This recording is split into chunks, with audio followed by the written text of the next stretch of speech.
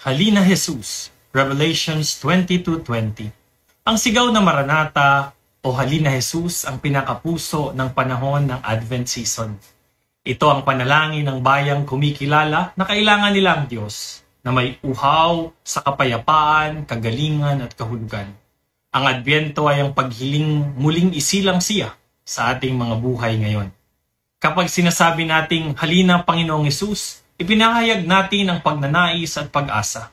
Pagnanais dahil puno ng kaguluhan, kawalang katarungan, at takot ang mundo. Pag-asa dahil naniniwala tayong pumapasok ang Diyos sa ating kadiliman. Dala ang liwanag sa ating kahinaan. Dala ang lakas. At sa ating paghihintay, dala ang layunin. Tinuturuan tayo ng Adbyento na ang paghihintay ay hindi pagiging walang ginagawa. Ito ay mapag-asa at masinop na paghahanda. Nililinis natin ang ating puso, nagpapabagal, nagdarasal, nagpapatawad, at nagsisimulang muli.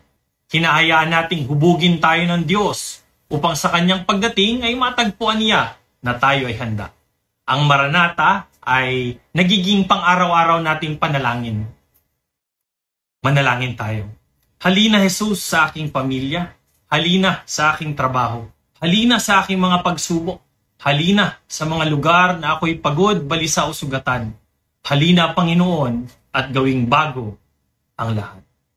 Sa ngalan ng Ama, ng Anak, at ng Espiritu Santo. Amen.